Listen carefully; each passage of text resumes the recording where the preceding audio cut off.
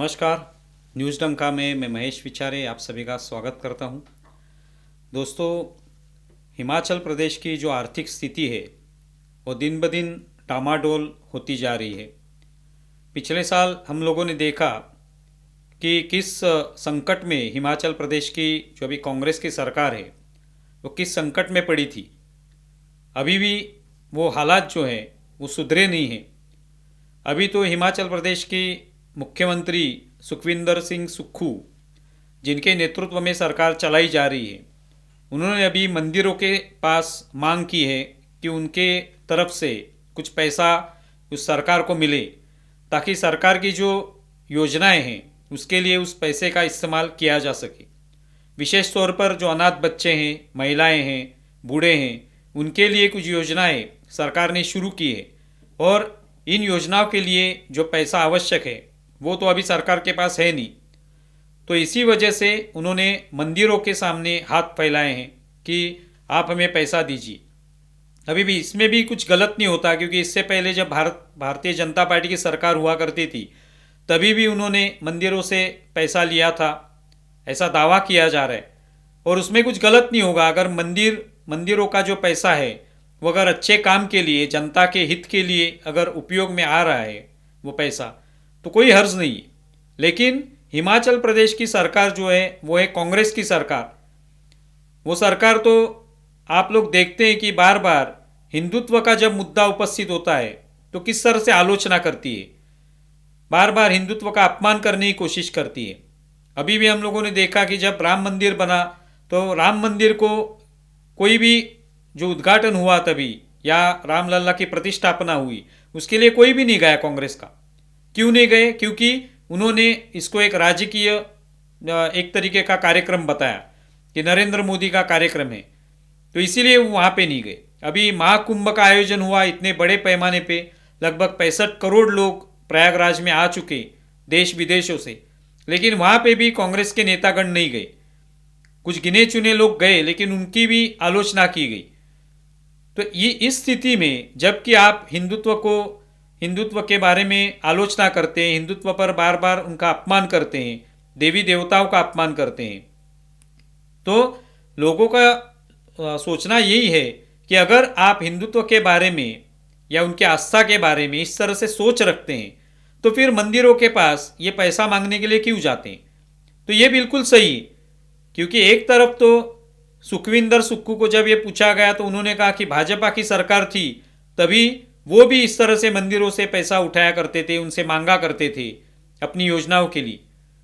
लेकिन भाजपा तो हिंदुत्व की बात करती है, वो मंदिरों की बात करती है, तभी वो किसी हिंदू का या किसी का आस्था का मजाक नहीं उड़ाती, उनकी आलोचना नहीं करती।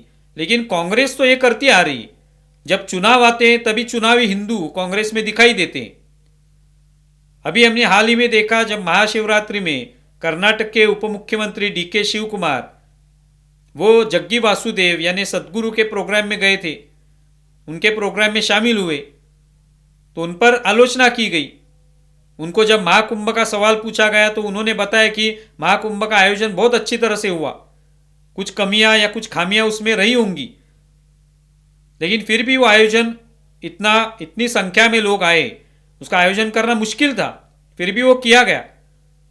तो ये कुछ गिनी चुनी प्रतिक्रियाएं इस तरह से आती है। बाकी तो कांग्रेस के लोग हिंदुत्व के बारे में बार बार हंसी मजाक उड़ाते हैं, उन पर आलोचना करते हैं, तो उनको क्या हक बनता है कि मंदिरों के पास जाए और पैसे मांगे अपनी योजनाओं के लिए? और आज ये स्थिति क्यों आई है? अनेक ऐसे राज्य हैं जिन पर यह स्थिति आई है या आने वाली है आने वाले समय में, क्योंकि इस तरह से मुफ्त जो भी योजनाएं होती है जिसमें महिलाओं को पैसा दिया जाएगा, बच्चों के लिए दिया जाएगा, जो भी बसेस की सेवाएं वो भी मुफ्त की जाएंगी, उनके खाते में पैसे डाले जाएंगे। ये कब तक चलेगा? जब तक वो सहन कर सकते हैं।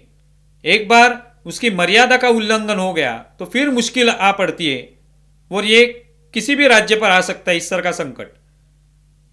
तो आज सुखविंदर सिंह सुक्खू सरकार के ऊपर ये जो संकट आया हुआ है, इसका कारण क्या है कि इस तरह से मुफ्त जो सब दिया गया, इसके वजह से स्थिति आ गई। पिछले साल जब इसके बारे में जानकारी सामने आई तो सुखविंदर सिंह सुक्खू ने अपने कैबिनेट के सदस्यों को कहा कि आप 2 महीने की जो तनख्वाह है वो छोड़ दीजिए, मत लीजिए, क्योंकि वो पैसा हमें सरकार चलाने के लिए आवश्यक होगा, उपयोग में आएगा। इतनी अवस्था आ चुकी थी। लगभग 90,000 करोड़ का कर्जा या लागत इस सरकार पर है, वो पैसा देना है उनको। दूसरी बात, उनका जो राजस्व है वो भी इतना कम हो चुका है, लगभग 1,800 करोड़ का राजस्व जो है कम हो चुका है उनका। ये पिछले साल की बात है, अभी तो और बड़ा होगा। ये स्थिति उन पर आ गई। लोन की जो लिमिट होती है हर राज्य को, उसमें हिमाचल प्रदेश पहले 14,500 करोड़ इतना लोन ले सकता था, लेकिन उसमें भी कमी आ गई और लगभग 9,000 करोड़ का लोन वो अभी ले सकते। इसका मतलब 5,000 करोड़ उनके कम हो गए। तो ये स्थिति हिमाचल प्रदेश पे क्यों आई, इसके बारे में सोचना आवश्यक है। सिर्फ लोगों को लुभाने के लिए, लोगों के वोट बटोरने के लिए अगर इस तरह की योजनाएं लाएंगे तो इसी तरह की स्थिति होगी। आज आप लोग देखते हैं कि मंदिरों के बाहर लोग बैठे होते हैं, लोग की वहां पे आने वाले श्रद्धालुओं से कुछ पैसा मांगते हैं, कुछ दान धर्म करने की बात करते हैं ताकि उनका पेट वो पाल सके।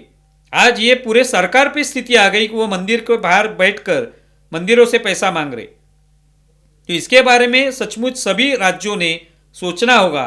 और हिमाचल प्रदेश के जो सुक्खू है मुख्यमंत्री, उन्होंने भी सोचना होगा कि हम जब किसी मंदिर के पास इस तरह की मांग करते हैं तो क्या हम मंदिरों के लिए कोई जब अच्छी टिप्पणी करते हैं, कहीं जो भी योजनाएं लाते हैं, तो तभी आप उनके बारे में आपकी क्या राय होती है।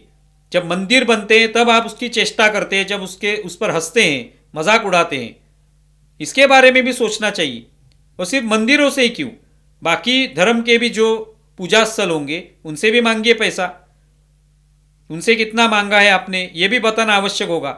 या मंदिरों के पास पैसे तो उनसे लेंगे, या बाकी जो मस्जिदें होंगी उनके पास अगर पैसा है तो उनसे आप नहीं लेंगे। इस तरह का व्यवहार नहीं चलेगा। तो ये एक बार सोचना होगा कि आपको क्या करना है, क्योंकि इस तरह की स्थिति किसी भी राज्य पर आ सकती है। आप इसके बारे में क्या सोचते हैं ज़रूर बताएं। हमारा ये वीडियो ज़्यादा से ज़्यादा शेयर करें और हमारे YouTube चैनल सब्सक्राइब करें। धन्यवाद।